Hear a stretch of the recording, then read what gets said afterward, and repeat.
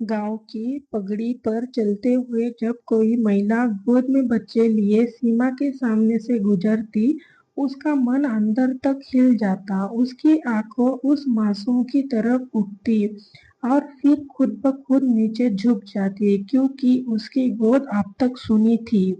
सीमा की शादी को 15 साल हो गए थे। पति रवि से वो बेहद प्यार करती थी और रवि भी शुरू शुरू में बहुत चाहता था।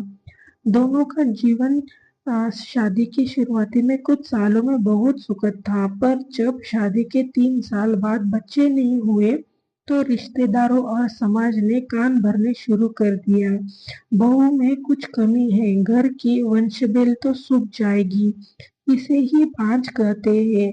सीमा हर ताना, हर नजरअंदाज करने वाली निगाहों को सहती रही। जब डॉक्टर ने कहा कि दिक्कत रवि में है, तब भी सीमा ने किसी को कुछ नहीं बताया। वह जानती थी समाज पुरुष को कमी स्वीकार नहीं करता, पर स्त्री को बांझ कहने में देर नहीं लगाता। रवि धीरे धीरे बदलने लगा। अब वो घर से देर से आता था, छोटी छोटी बातों पर गुस्से करता और सीमा से दूरी बना लिया था। एक दिन रवि ने साफ शब्दों में कहा, मुझे संतान चाहिए सीमा, मैं दूसरी शादी करने जा रहा हूँ। सीमा का दिल चीर गया, मगर वो चुप रही। किसी तरह उसने खुद को संभाला। रवि ने दूसरी शादी कर ली। कुछ महीनों बाद उसके घर में बच्चे की किलकारी गूंजी। घर में जश्न था, लेकिन सीमा अब भी उसी घर के एक एक कोने में चुपचाप बैठी बैठी रहती, जैसे कोई पुरानी किताब जिसे अब कोई नहीं पढ़ना चाहता। वक्त की खिरकट, वो अब खुद को जीवित नहीं समझती थी, बस सांसें चल रही थी। एक दिन मंदिर से लौटते समय उसे एक नवजात बच्ची मंदिर की सीढ़ियों पर लावारिस अवस्था में मिली। बच्ची रो रही थी, ठंड से कांप रही थी। सीमा ने चारों तरफ देखा, कोई नहीं था। उसने बच्ची को उठाया, अपने शॉल में लिपटा और सीने से लगा लिया। उस एक पल में उसे जो शांति मिली, वो उसने बरसों बाद महसूस की थी। रवि और उसका परिवार ने बच्ची को अपनाने से मना कर दिया। हमारे घर में कोई पराई औलाद नहीं पलेगी, सास ने ताना मारा।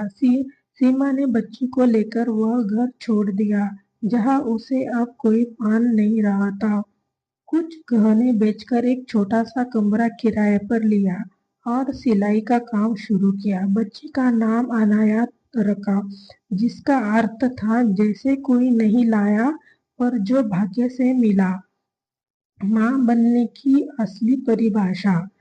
सीमा ने अनाया को न सिर्फ पाला, बल्कि उसे दुनिया की हर खुशी देने की कोशिश की। खुद भूखी रह जाती, मगर अनाया को दूध, किताबें और स्कूल की फीस में कोई कमी नहीं आने दी। हर रात उसे सीने से लगाकर सोती। तू मेरी बेटी नहीं, मेरी जिंदगी है। गांव वाले अब भी उसे बांझ कहते, पर सीमा को अब फर्क नहीं पड़ता। उसने एक बच्चे को नई जिंदगी दी और वही उसकी सबसे बड़ी दौलत थी। वक्त बीतता गया, अनाया बड़ी होती गई। पढ़ाई में तेज, स्वभाव में सरल और दिल से बेहद संवेदनशील। उसने बचपन से ही माँ का संघर्ष देखा था। माँ के हर त्याग को उसने संजो कर रखा था। 12वीं के बाद अनाया ने मेडिकल की तैयारी की और स्कॉलरशिप पर सरकारी मेडिकल कॉलेज में दाखिला लिया। सम्मान का दिन। सालों बाद एक दिन सीमा के गांव में एक बड़ा सरकारी कार्यक्रम हुआ।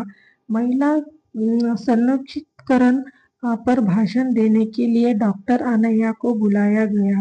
अब वह एक सरकारी अस्पताल में बाल रोग विशेषज्ञ थी। स्टेज पर खड़ी होकर अनन्या ने कहा, मेरी माँ ने मुझे जन्म नहीं दिया, मुझे अपनाया। लोग उन्हें बाज कहते थे, लेकिन उन्हें मुझे अपने आंचल में दुनिया की हर माँ जैसी ममता दी।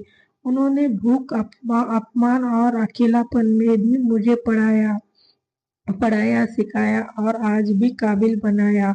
अगर माँ बनना सिर्फ जन्म देना होता, तो शायद मैं अनाथ रह जाती।